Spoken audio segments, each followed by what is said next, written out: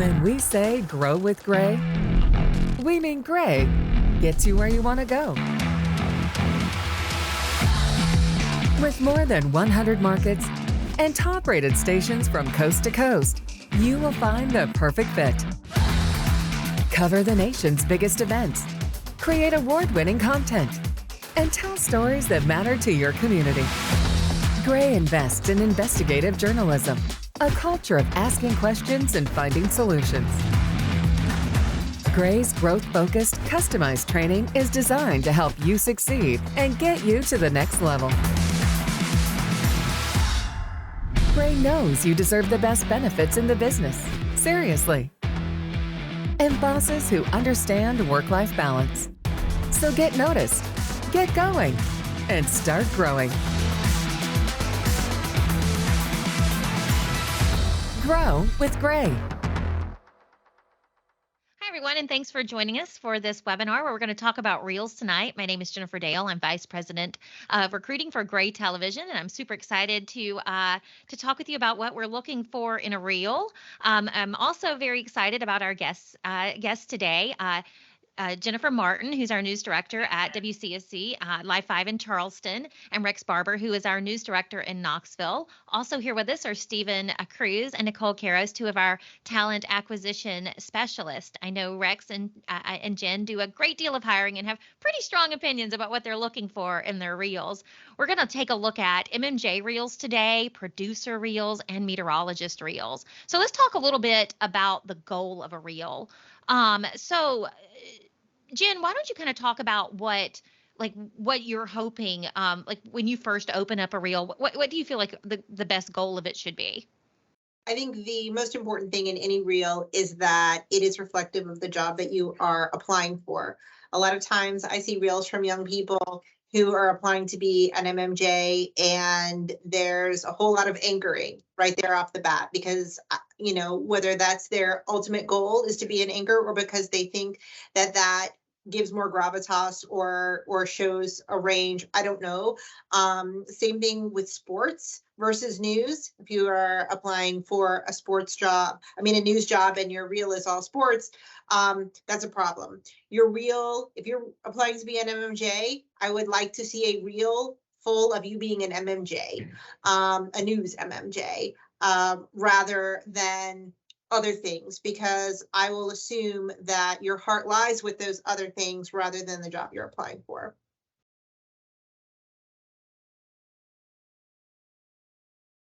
Rex, is there anything that you kind of see that you're looking for when you first open it up and what you're hoping to see when you click on the link from an MMJ?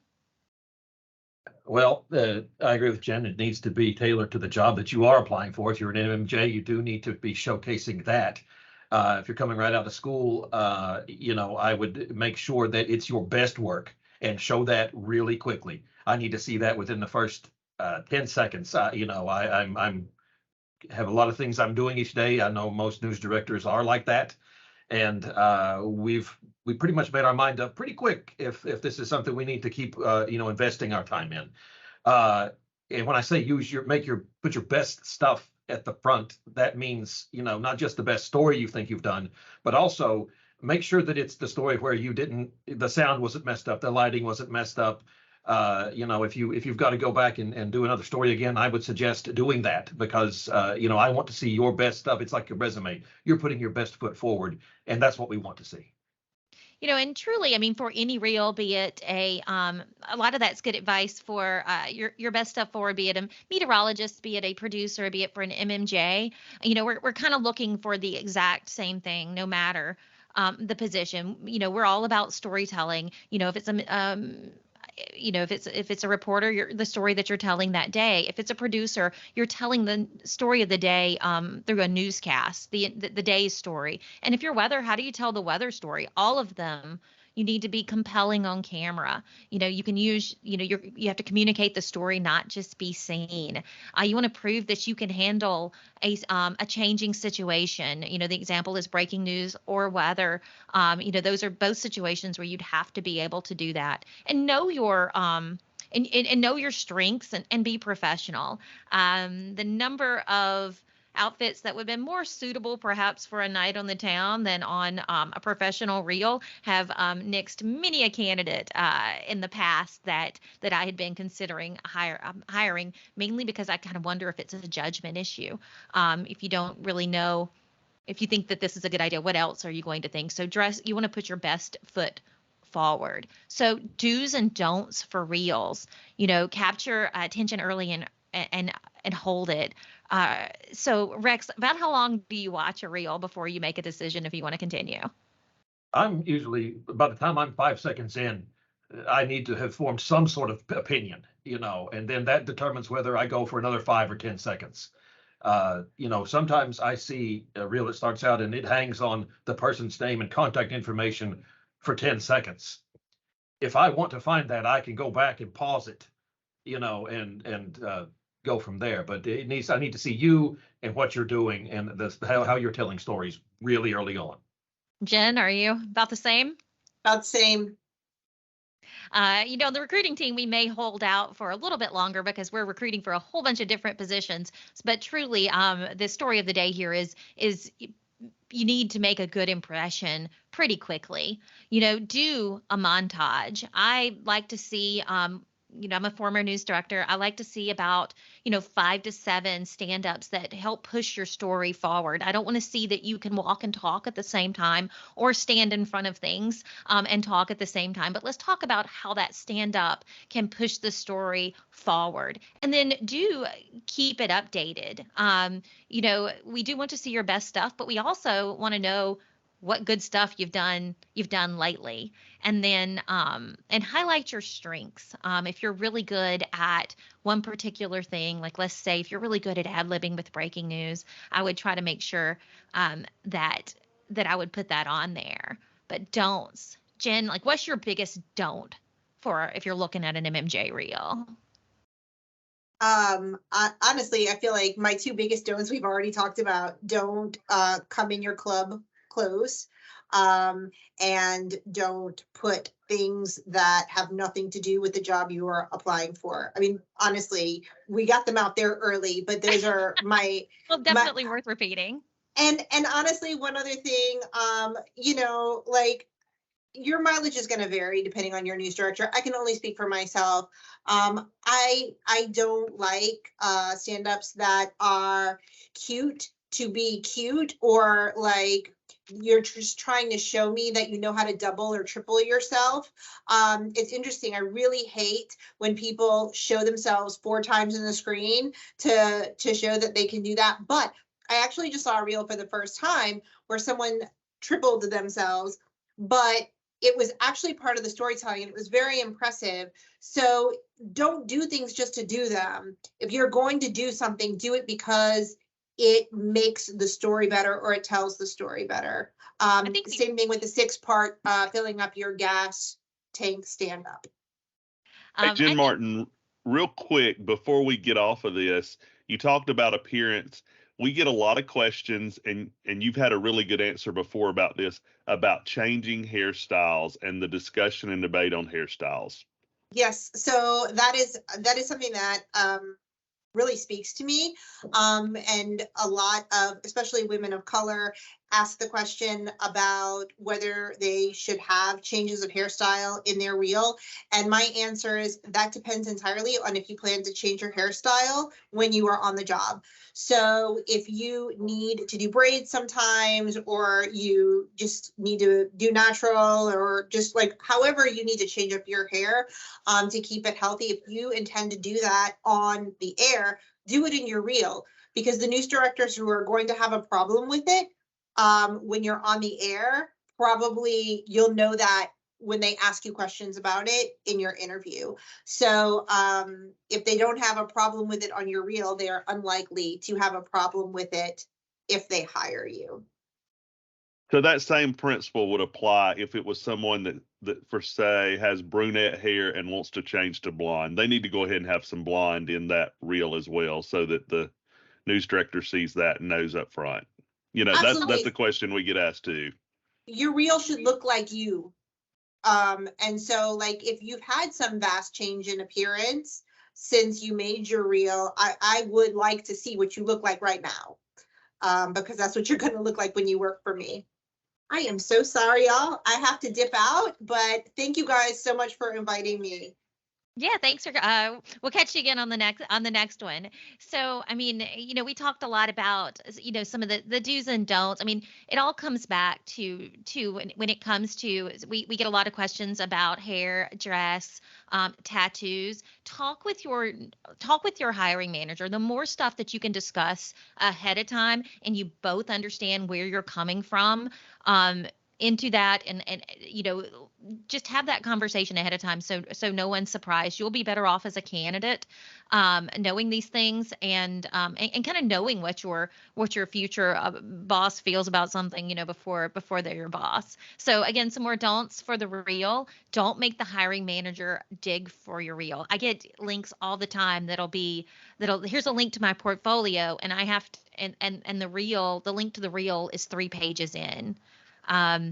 You get about 15 seconds before to make that first impression. Don't use it trying to make them find it. You hear always the phrase "save the best for last." Don't do it in a reel. And then, finally, don't fake anything. Our job is to deal with the truth and to be truth tellers. That goes along. Don't recut a story you didn't originally report. Make sure it's your work that you're airing. And again, if it's an MMJ reel, don't start with anchoring. That's not the job you're applying for. At the end, maybe you can put some anchoring on if that doesn't bother me. But don't start with that just because that's what you have, because the skills that make a great anchor aren't necessarily the skills that make a really good reporter.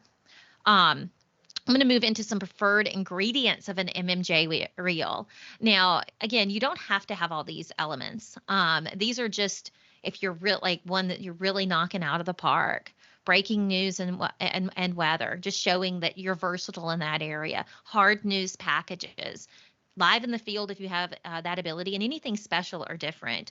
Rex, I know this is something you're pretty passionate about. We talk a lot about hard news package. Why is that more important to a news director than, let's say, a feature? The short answer is features are fairly easy to do, and they don't require a lot of digging most of the time. You can just get one person to talk to you that wants to talk about something grand they've done. Well, that's not hard to do. But when you can showcase how you can dig for documents and build a story around a data set, and I always tell people, if you can give me a data set, I can show you how to build a hard news story. That's the way to get into it. And if you can show me that, then I understand that you know how to be a journalist right off the bat. If you're leading off a reel with something like that, it's impressive. I want to bring up a question because there are, a lot of students who don't have access to the same level of resources that others have. And so perhaps they don't have the opportunity to cover a breaking news or breaking weather event, or they don't have capability to go live.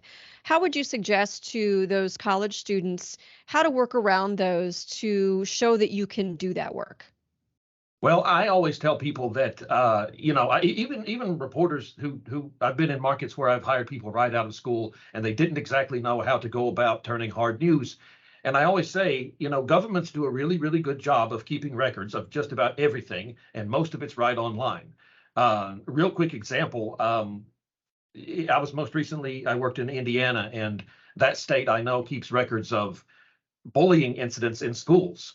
And they broke it down by every single school. So we looked at that and found out that there were no bullying incidents that happened anywhere in our school district, which we know to be not true. And it took us a while, but we pulled that data together, went and found the people that we needed to talk to about it. And it took time, and it may take time sometimes to do this kind of stuff. But it ultimately worked out. And I think that anybody can get access to public records. If you're not in a position where you can go on breaking news or weather and things like that, and I get it, a lot of you can't, but you can look for records, and you can go find the person most knowledgeable about whatever data set you have, and interview them.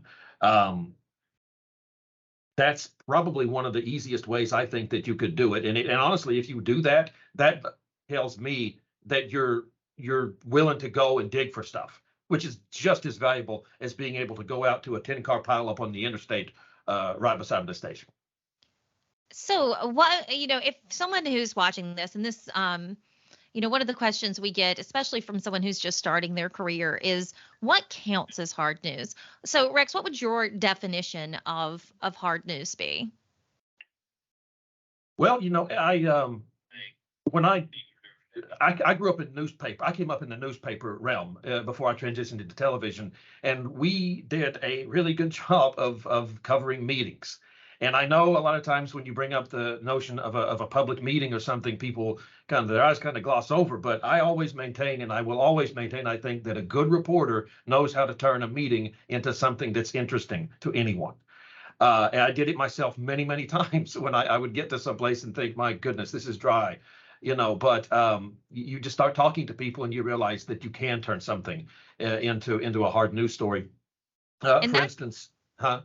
Oh, no, go ahead. Go right Oh, ahead. no. Well, I was just going to say, I was trying to think of a meeting we did recently here. It was, an ambulance service, a new contract for an ambulance service. That could be kind of boring if you just read that in a meeting agenda. But if you start looking into why, like if you request like a lot of times, the governing bodies will send out meeting agendas, and they have listed in their bullet points about what they're going to talk about. But you may not know that each of those bullet points has an entire packet attached to it that has a lot of information and a lot of data points. And we had recently a situation where our ambulance service was not putting enough ambulances on the road. Data packet reveals, well, how many ambulances do you have? How many times have you not been putting ambulances on the road? Well, there you go. That's a health concern for people. Suddenly, we've got a lead story out of a meeting right there that could have otherwise been looked over.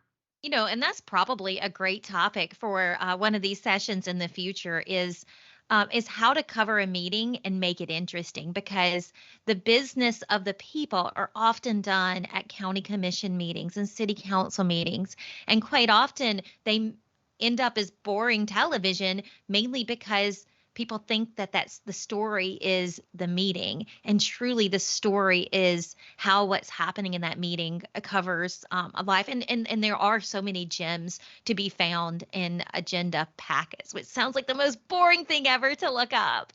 But I do They're believe gold mines, Yeah, but I do believe there's at least Actually, there's probably 4 people on this call who have built a career off finding information in agenda packets and telling the business of a city or the business of the county to the viewer, because your tax dollars are paying for it. So we need to put that on our list of things to cover in the future at some point. So one of the questions we also get to is like, so what does this stand-up montage? You've mentioned, like, what does that look like? And as a news director, because I was a news director for 10 years before I moved over into recruiting, I mean, I'm really looking for, well, we'll do it this way. When I was a young reporter, my first reel, which thank God isn't digital. Thank God it isn't digital. I'm pretty sure I have it around on 3/4 somewhere, though. I mean, it was a series of me standing in front of things talking, and the things around me didn't always relate. The stand-ups have to figure out how to tell the story. What are you using? Because if you're just standing there like I was, you're doing it wrong. How are you creatively using what's around you to push that story forward? Pick stand-ups that showcase your best look, dress and look professional. I think we've talked about this like 7 times now. I get it sometimes, especially if you're in the South like I am. It's humid outside and it's hard to make your hair look really good. So, I mean, we're not necessarily talking, you don't have to look like you just walked off the runway, but, look professional and presentable. And if all possible, showcase examples of you doing live shots. I'm going to ask Nicole, I'm going to put her on the spot a bit. Nicole, if someone doesn't have the live ability at their school, do you have any suggestions about how they can beef up their reel in that capacity? So I feel like the creativity of stand-ups and is going to first of all showcase a lot of strength to show that yes, you can bring people into your environment and that you have an engaging personality. But for live in particular, I mean, we're able to go live on devices now. And so being able to do a live on social media to show that under pressure, when you've got one shot, you're able to accurately, purposefully, impactfully deliver information. So having something like that may seem invaluable for a professional reel, but what news directors really want to know is that you can do this job and you can do it well and you can do it better than the next reel they're going to watch. So being able to think creatively about a different avenue to present a skill is going to really make you a strong candidate. All right. Anything to add about stand-up montages before I go on to the next slide? I would Anyone? just add too that I think I've heard news directors immediately dismiss candidates for using even a shot that's out of focus. Like maybe it's the strongest story you covered, and unfortunately, there's something wrong technically with the shot. Some will look past it, some won't. So if you're able to use shots that again are putting your best foot forward, are in focus, are technically great, that's going to be more appealing and keep them going through your montage to get to your first story. Okay, let's talk about what stories should be on the reel, because at the heart, everything in every position, we are storytellers. A journalist is a storyteller. So, what stories to put on that reel? Rex, what stories are you looking for? Like what would just be a home run for you? What type of story? Thinking about coming right out of school, anything that where you had the chance to go out into the campus and talk to people about events that are happening to them. College campuses are great places to go out and get people that can give opinions on a lot of different things. I remember there was a time, I used to cover higher education a lot, and I would go be on various campuses trying to talk to students about things and administrators, professors, all that kind of stuff. I made a really almost half of my career was built on covering news relevant to a college campus, and especially in college towns, that's a big part of their economy. So if you're in school, you're in a great place to do some really quality journalism if you just go out on campus and talk to people. I'm looking for your ability to condense, like if you want to have live shots, stand-ups, things like that in your reel, if you're limited in the breaking news that's in your area, your ability to break down a fairly complex topic in a succinct way is really impressive, and I will pick up on that. So that would be something that, and I think others would pick up on that too. Just and be genuine too in what you're doing. I'll be able to tell, like we've said a couple of times on here, if you are just reading a report, if you're shadowing in like a job situation, a reporter, and you're reading their stand-up, or you're sitting at the anchor desk doing an anchor read that is not your own or you weren't really involved in. We'll be able to tell that. I see you've got here, you put the best stories first, keep make sure it's well shot, well written, well edited. I can't stress that enough.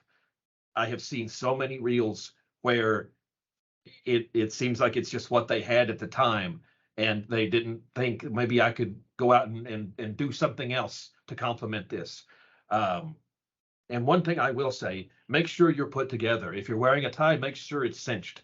If you're make sure that your attire is well fitting and you're well groomed. Don't look like an unmade bed. Yes. That's what I always think. When the tie's off, it's not, maybe it's one thing if you're hustling to run for breaking news, I can get it. But if it's something that you have just, think about what's the old saying when you're in an interview, dress for the job that you want. And then, ask yourself, like, do I look like what I see in the job that I'm going for? When you watch the station's product, do I dress the way that the people on camera are dressing? We're all for you being your own unique person, but you can't really. There still are standards that have to be followed. and again, if you're seeing a theme here, just is attention to detail, your best stories first, making sure you're doing it right. You're doing things the way that they are supposed to be done. Good enough will only probably get you, I don't know, like you're never going to knock it out of the park if your goal is just to be good enough. Just keep pushing and keep trying to have it be the best you can be. Anything else to talk about before we move on out of MMJ Reels? Did you have anything or question or anything, Stephen? Another example is I looked at a reel of a student early in the semester, and the first clip he had in that reel, half his shirt was tucked in, half was untucked. And it's the first thing I noticed. And he was a sports candidate, and sports is even harder to get into than other positions. And I'm like, this is something that they're going to notice immediately. So little details like that, just like Jennifer mentioned, it's so important. There was a question about elections. Where did that and live shots for elections and elections as news as a whole? It falls into that hard news category, I would say. Would you all agree? I do, and I brought up a point a little bit ago. Your ability to condense a lot of information succinctly on election night, that is what we're doing. I've had reporters out across the city, across the region before, talking about various races that we were interested in, and they have to know who the candidates are. They have to know how government works too, which is another thing that jogged my memory. Many times I've had to give a mini civics lesson on election night because a lot of people don't know how local government works and state and federal. So be knowledgeable about that. If you're going into this job in a newsroom, be knowledgeable about how the government works and functions. So. Absolutely. I think I've had to do a civics lesson in just about every newsroom I've been a part of. So kind of, try to learn. I understand that, you may not have learned in college about county council, city council, but you need to know it because it's going to be your life's work if you're going to be a local news reporter. So let's shift and talk about Meteorologist Reels a bit. It is a great time to be a meteorologist looking for a job. We have a lot, especially if you're younger and, just getting your start. We probably have more. Stephen, do you think it'd be fair to say that we probably have more weekend and entry-level meteorologist positions than I've ever seen in the past? It's pretty close. We've got a lot of weekend opportunities right now, and a lot of newsrooms that are starter markets that are looking for Mets, and they're ready to hire right now. So good work if you're looking for a job as a meteorologist right now. So here's what your reel should look like if that is you. It's not that different from an MMJ reel because you're still looking for that montage. Ideally, 45 seconds to it's always 45 seconds to a minute, but anything you can do to showcase severe weather or breaking weather and your interactions with people. Again, if you think about it, it's all storytelling. You want to show your best work. And in the case of a meteorologist, when the severe weather heads our way, they save lives. I personally like 2 full forward-focused weather forecasts so I can see your weather storytelling of the day. And forecasts should demonstrate, well, I just said your ability to tell the weather story of the day. And if you've got them, live shots as well. But a meteorologist is, it's just such a key position for us. Anything to add about what you guys are looking for in a meteorology reel? I just think that the science is above perhaps the 4 of us on this call, right? Because they are going to be a station scientist, and this is their expertise. And for them, science comes before presentation. And a question I get a lot from a lot of student Mets who are, looking for their first job is how involved is like the chief meteorologist in helping to hire? Are they looking at the science, or are they looking, like, how do you balance the science versus the presentation? Yeah, that's key. I think the viewer, a lot of that goes above their head, and really what the viewer, I think, is looking for is how it's going to affect them. What is the impact to them? And that's I have conversations regularly with my meteorologists team, and that's the focus. Like, how are we telling the story? And I would say also, when you're telling that story, it's probably best to not have 5 or 6 chapters in that story. You probably need to sort of have it focused. When you say forward focused forecasts, that's what we're going for. Because I mean, you don't want it to be what's happening right now. If you can pull up your phone and use it to look at it, which I could tell you exactly what the weather is like right now here in Charleston, and I could give you what the computer says is going to happen in 10 minutes. That is not what the a meteorologist job is. At a local television station. I mean, they're pulling together the raw data. They're pulling together the science. They're pulling it together with their knowledge to talk about what is happening. And one of the things Rex hit on was focus. That is such a hard thing for a lot of young journalists to focus, a lot of young meteorologists as well. Like, what's your focus with this? And just think about that as you put together your reel. I love to tell young MMJs, especially, and they, as much as I love it, they hate it, is how do you focus a story? What's your 3-word summary? And does it have a verb? Because if it doesn't have a verb, it's probably not active. And if you can't sum it in three words, it probably doesn't, it's probably not focused enough. I think you could probably argue that you could do the same thing with a good weather forecast. Is like, what are you looking at? Warmer weather. Weekends, warmer weather. I mean, that kind of tells me what we're about to learn. A heat up. I'm looking forward to the weekend. That's, could be a focus. So I think as you go through that and you make that reel, I mean, that's what we're looking for. I want to be able to see if you're comfortable on camera. I want to see that you can roll with the situations if there's breaking news and weather. And I want to see that you can tell a full story when you're not having to move during that breaking weather situation. The live shots and all the rest are a bonus. Anything else about meteorologists? A lot of our universities now are doing live weather cast outside of the newscasts that are going on. I know of 2, for example, and then one I've just been to. If you've got video or got samples of your work during a breaking severe weather event, by all means, make sure that's up there front and center as well. A couple of these universities have found tornado warnings or spotted tornado warnings before their larger markets they're around, because the larger market's been focused on the larger market. And so they've been very helpful and critical in those needs. Well, yeah. And again, keep in mind, if you have phone and social media, chances are you can probably go live somewhere. So don't forget that. It was a fascinating story. That was at one of them. It was the University of Georgia, who they were actually using it was a Facebook page, wasn't it, Stephen? To YouTube track and Facebook.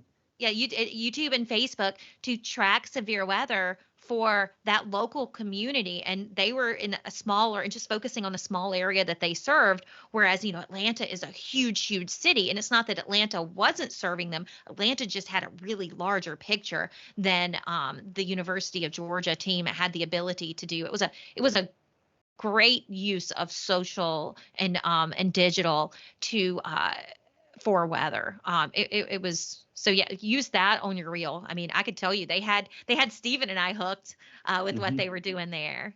All right, so let's talk about producer reels. So straight out of college, my first job was a news producer, and so I'm very passionate about this. And I produced for 8 years before I moved into management. What a wonderful job! If you're listening to this and you haven't thought about being a producer, just pause for a second and just think it over, because what a wonderful career path this is.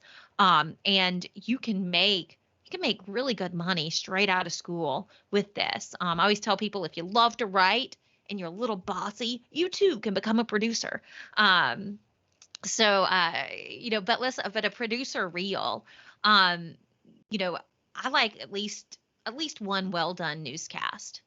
And what I mean by a well done newscast, I want to see strongly written headlines to open it. I want to see well written teases that sell, don't tell the stories that are coming up. The headlines and the teases are the two hardest things to write for a newscast because, as journalists, we tell, right? That's our job, to tell the story, to tell what's going on. Well, many times in both of those, you're trying to sell something to get them to stick around for the story. I'd like to see a nicely showcased first block. And what I mean by showcased is how are we packaging what we're doing? How are we making it visually interesting for the viewer at home? And a memorable moment with an anchor. Nicole Karros, our resident anchor here on the recruiting team, one of them anyway. Memorable moments. So, Nicole, is there any tips you would have for our producers who are watching about creating those memorable moments inside a reel? Yeah, I would just, make sure you have a good relationship with your anchors, that you kind of know what they will and won't do. There wasn't a lot that I was not willing to do to create a memorable moment. Good to know. Yeah. So I just feel like, if you've got a great idea, talk it over with them before you hit the newscast and just say, hey, I'm thinking we could milk this moment for a second or two. What do you think? What are your ideas? And just engage with your anchors, on how to create some of these memorable moments, because they may bring something to the table you hadn't thought of. And that teamwork really makes great newscasts. Absolutely. And I always just suggest to remove the commercials because, we just heard that Rex, you got about 15 seconds from him to open it up to get him going. If he's going to watch all the way through, go ahead and remove those commercials because, you don't want to have to make someone wait through that. And then extra credit, we live in a what have you done for me lately world. So, if you've got, if you do one well done newscast, that'll usually catch the eye, especially if you're an entry level producer. But if you've got a second one, okay, now we've seen a pattern of being able to do good work. And even if there's a strong A block, it used to be especially in a larger market, be like, I want to see last night's newscast again, because anybody, usually most people can do pretty good once. But if you're good consistently, then yeah, that's someone that I want to hire. And that's someone I'm going to go the extra mile to hire.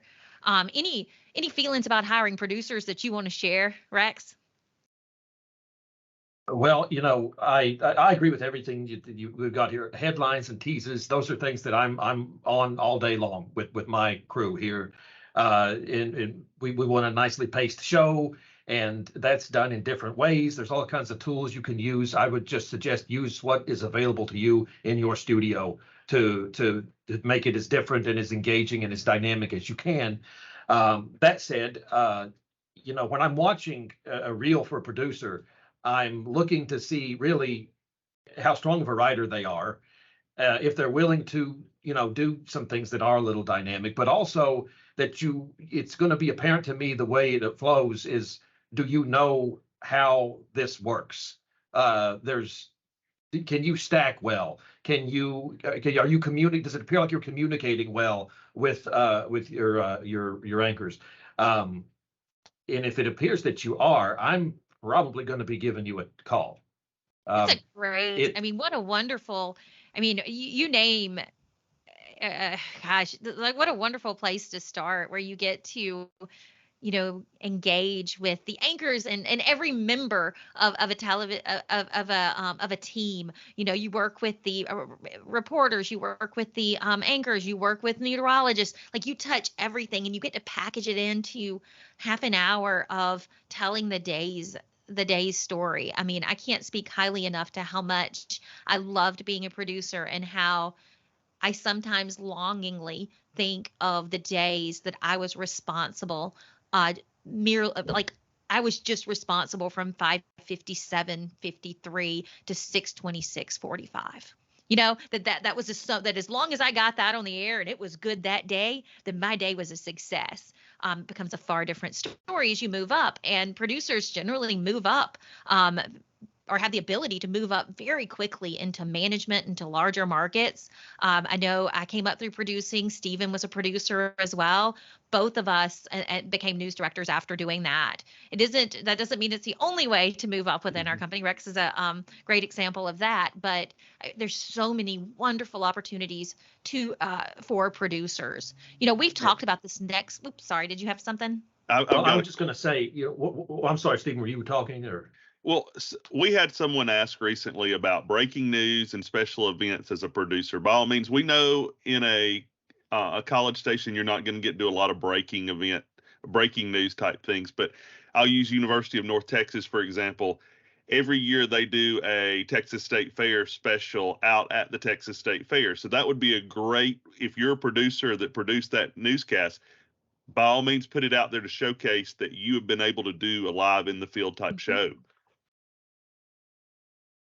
That definitely will set you apart. They will. If you can't do breaking news, I would say be thinking about how you would handle a breaking news situation, because I'm going to be asking a producer that question. I like to throw out scenarios that I think up that have happened over the years. And I always say there's no real right or wrong answer necessarily, but how would you how are you thinking about handling stuff like that if it comes down at 4:58 and 30 right before the show? So I kind of want to play that game now. Not right now, but that would be fun. You never realize how long 30 seconds can be until you are a producer or an anchor and there's breaking news and you've got to get that 30 seconds you got to fill it. This next slide right here, we've already talked about a lot of these, so I'm not going to stay on it very long. We kind of talked about how to go if you haven't done a live shot. You have your phone. If you don't have camera, you have the answer to all of these. So you have your phone. But the one of them I really did want to focus on. I don't have enough for a reel. What's the answer to that? And the answer is do an internship. So I'm going to play this video, and then we're going to talk some more about Gray's internship program.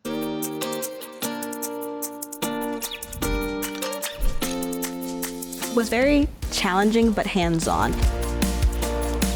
It definitely wasn't what I expected it would be. I thought I would probably just be sitting and watching people do all the work.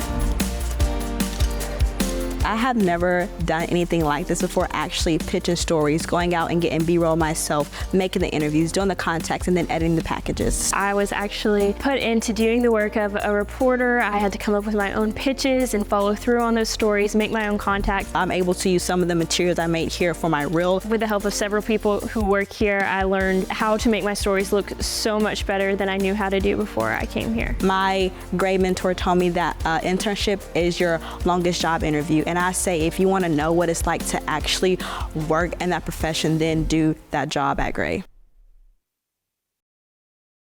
So we're really excited and proud of Gray's internship program. We only offer paid internships here at Gray, and we offer them at every property, all in 113 markets nationwide.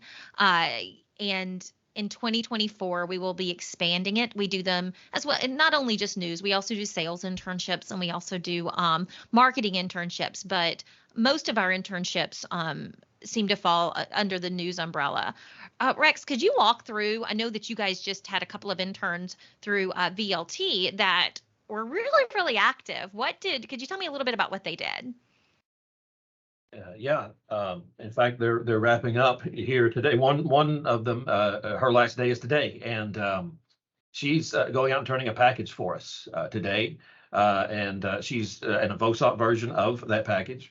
She and the other intern as well they have been. We're in Knoxville, East Tennessee. They have been all over East Tennessee on all kinds of different assignments. They've ran the gamut of everything from I mean, they've done some feature stories, they've done VOSOTs, they've done live shots, they've been on breaking news.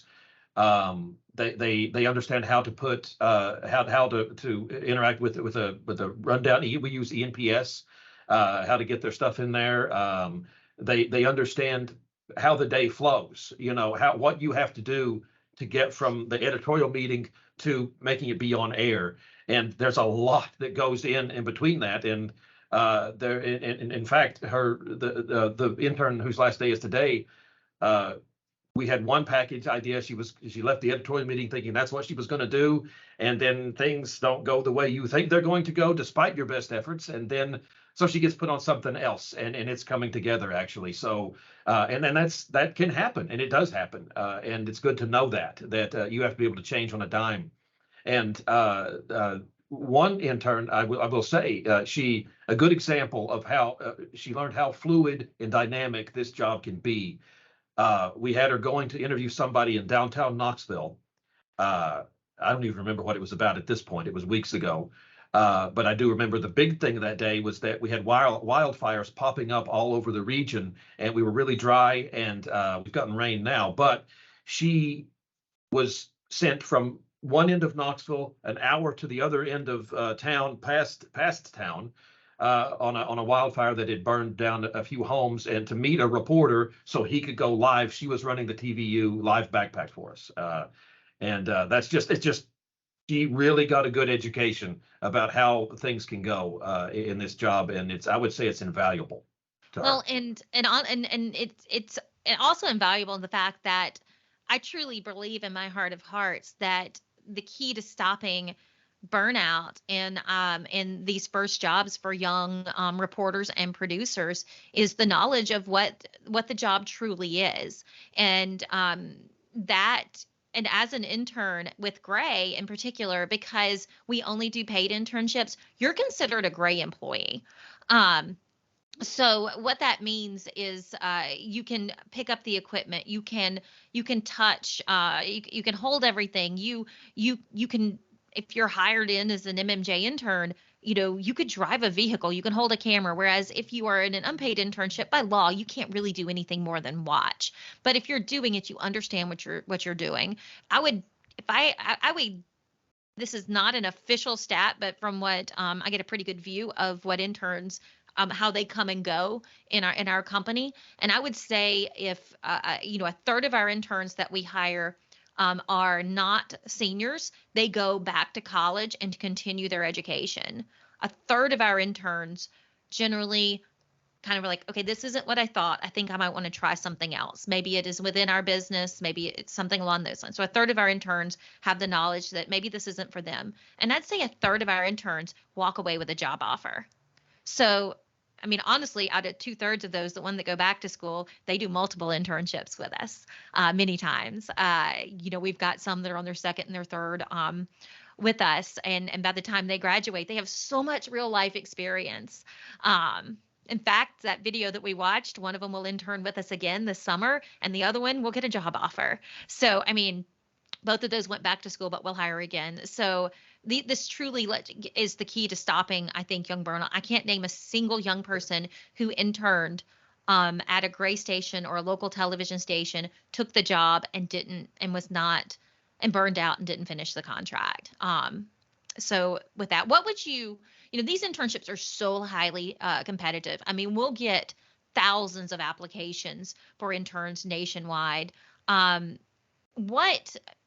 Nicole, I know you talk with a lot of young people. What do you feel like? How do you make yourself more competitive in order to get that internship? What would you suggest to a student?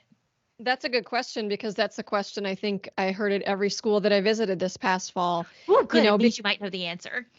Well, and so, for them, they're worried because it's not a full-time job. They don't have the experience. They're worried if they need a reel to apply for an internship. And I have to remind them that's the purpose of the internship, is to get that experience, to be able to put the reel together. So when the time comes, you have material you can use, to get that first job. So for me, when they ask, well, how can I be competitive in such a competitive space? And I just encourage them to showcase their curiosity, to showcase what skills they do have. Perhaps they have a writing background, really make sure that you keep a portfolio of your work, make sure you're showcasing what you do have, and be really upfront about what you want to work on and really what skills you want to grow in your internship. Because this is a station that, if it works out, could hire you for that full-time job someday. So just making sure you're establishing relationships early, making sure that you showcase what you can do, and really talking about how you want to grow in this internship and what you might be able to offer is a great start. And if you are lucky enough, blessed enough to go to a college that has an on-campus television station, be active, volunteer. Stephen, you just got back from a really good trip where there was a lot going on. How would you speak to that about how does that on-campus experience translate into real life experience? I'll give a shout out on this one, the University of Oklahoma and their program. It was really neat to see it in action. They have over 170 students involved in OU Nightly, and it is so competitive that they have to sign up early and often and stay involved, or they're not going to get to do. But they had a student, she started her day around 8 o'clock. 7:30, 8 o'clock, headed to the courthouse in Oklahoma City because a professor had been charged with a serious crime and they were covering it that day. And she came back and did a day turn that day, a package, and was live. And they're doing that type of thing every day there. And those students are so excited to get the internship opportunity. We have a station not far from there in Lawton, and several of them have been going down and working there. And one told me, she said, there were some days when I was the only reporter getting to report that day, and I'm the intern. She said, this was awesome. She said, I want to go back. So the smaller the station, the bigger the opportunity in a lot of cases. Amen. We're going to do, and again, if you're watching this on YouTube, the date may not help, but we're going to do a whole session in January about that internship, how to get the best internship experience. Spoiler alert, it's probably not going to the network or a giant market. It's not.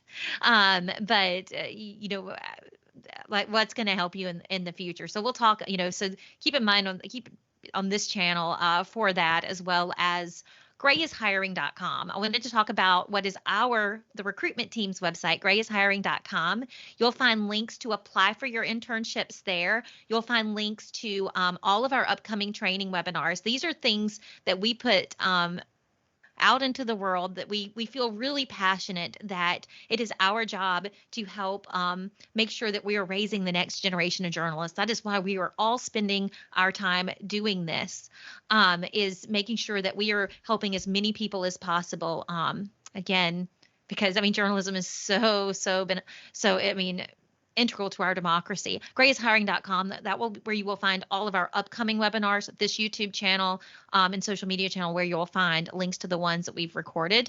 And then also GRSH to the Gray Talent Pool, which is like a networking site for us. If you're looking for a job, go to GRSH create a profile. You'll upload a reel, a resume, every market you're interested in working in, and every job you're interested in. Let's say you don't know if you want to be an MMJ, or maybe you want to do a weekend anchor. You'll do either one of them, or anywhere that you can do that you can get that anchoring job. You can put all of that in. And Stephen, how many people have we hired from the Gray Talent Pool in 2023? Keep in mind, we're at the end of 2023. Over 300. We're on pace for one a day. Yes. So at least one a day. So if you want to do, if you're looking for a job, GRSH If you do need some help and you want to talk to someone, there's our contact information for the Gray recruiting team, Nicole and Stephen. I'm thankful for them joining us, but there are more of us, so we are ready and to answer your questions or to help you in any way that we can. Did you guys have anything else you wanted to add that I missed? I'm going to run through some questions real quick, and I'm going to call it rapid fire because we're going to answer them quickly. And I'll take the first one. Should I have a sports reel and news reel if I want to do sports, but know that I might have to do news as well? Absolutely. You need both. Jennifer Martin talked about this at the very beginning. The second, reels for lifestyle and soft news coverage, Jennifer. Okay. So It's rapid fire. It's rapid fire. I know. I just needed a moment because that's how I feel about all the reels that I get for lifestyle reporting. Lifestyle and sports are very similar to the fact that there are far more candidates than there are open positions. So yes, create your reel, have your sports reel, have your lifestyle reel, but keep in mind that that probably isn't going to support you, especially right out of school. So make sure you have the ability to do hard news as well, because that's where the jobs are. And let's just be real. That's what the viewer really, for local television, what they come to us for, to know what's going on in their community. Nicole, apps for editing on a phone. I personally like Splice. There is a paid version, but there's also a free version. I use that a lot when we had a derecho here in Cedar Rapids, Iowa, where I'm based, back in 2020, and we physically could not get to the station because there were so many trees down and blocking roads that we just pulled out our phones and started shooting video from wherever we were and sending it back to the station. And Splice is really easy to upload video, to make cuts, just like on any other linear editor, non-linear editor you're working with. So yeah, Splice is a good one. And I know that for iPhone users, iMovie has also been really helpful in being able to edit on the fly. That's what I use to edit these. Yeah. Rex, someone that may be working at a news station, but not in the news department, but wants to get in on news. Just suggestions for how to do that. They're working not in news, in maybe production. Like they're a production assistant right now, but they really want to get in on news. I have brought in lots of people who are on the production side into the news department over the years, lots of them. And I would say just go and talk to your news director. The digital function, digital arm of the newsroom is a good place to start to showcase your writing.